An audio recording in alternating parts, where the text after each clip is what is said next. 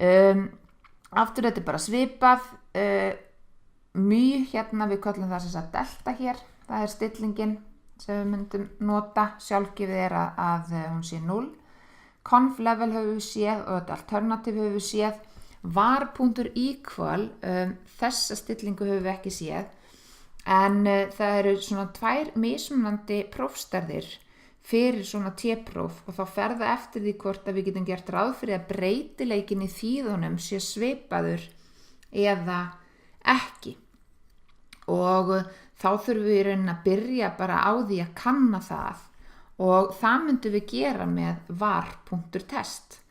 Þannig að við getum byrjað á því að kanna með var.test breytileikinn svipaður. Ef við höfnum þeirri 0-tilgátu að þá myndum við nota var.test jafnt og false. En ef við getum ekki hafnað þeirri 0-tilgátu, en hér eru við svona svolítið á hálum ís, að við samþykkjum jú ekki 0-tilgátur, en ef við erum með sæmilegan styrk í prófun okkar og við náum ekki að hafna 0-tilgátu í þarna var.test prófunu, að þá bara gerum við ráð fyrir því að breytileikinn sé svipaður og notum þessa stillingu var.equal jafnt og true.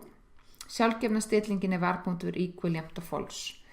En það eru nú líka svona hinar ýmsu þumalputtareglur notaðar að ef sem sagt úrtaksdreifnin í öðru þýðinu meira en 4 sinnum stærri heldur en í hinu, að þá myndum við segja var.equal jafnt og false, en ef munurinn minna heldur en 4-faldur að þá segjum við var.equal jafnt og true, án þess þá að framkvæma formlega tilgátuprófið. En T.test, hérna aftur, þá skiptir máli hvort að gögnin sé á löngu eða víðu sneiði og við erum með gögnin okkur á löngu sneiði, við erum með sem sagt fyrri púls, alla mælingarnar í einni breytu og svo höfum við aðra breytu sem segir okkur til í hverjum hópnum hver mæling tilheyrir og við skulum fara hérna, skulum rifja upp var.test. Hér svona p-gildi, jú, það er hérna, við getum ekki hafna 0-tilgátu.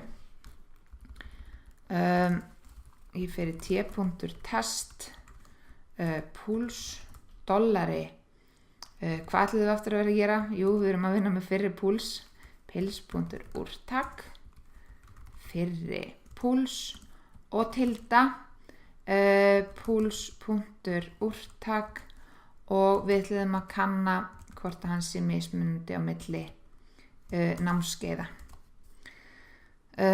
Svona gerum við það.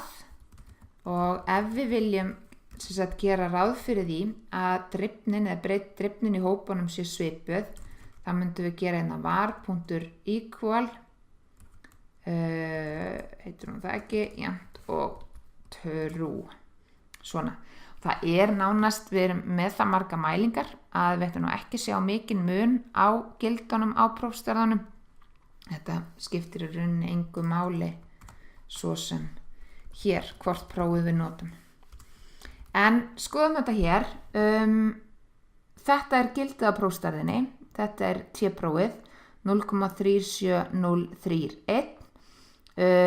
Frígráðurnar hérna eru 94 og það reikna sem N1 plus N2 minus 2. P-gildið 0,712. Í hinu prófinu, þar sem ekki gert ráð fyrir að breytileikinn sé svipaður, að þá þarna ekkert sérstaklega skemmtileg formúla sem notuð til þess að reikna fjölda frígráða. P-gildi 0,712, svo við getum ekki hafna 0-tilgátu og við höfum ekki náð að sýna fram á að munur sé á fyrri púlsmælingum nemenda í þessum 2 námskeiðum. Hér höfum við svo öryggisbilið og munið þetta öryggisbil sem sagt mismun á meðaltölunum og öryggisbilið hérna mínus 4,14 neðra markið, 6,04 efra markið og við sjáum að gildi 0, að því við erum í rauninni bara að segja μ1 jafnt á μ2, μ1 ekki jafnt á μ2 athugað hvort það sé munur, þá þetta gildi hérna bara 0. Sjáum að 0 er augljóslega á þessu bili sem er jafngilt því að við höfnum ekki 0 tilgátu sem sjálfsögða sama og p-gildið segir til hér.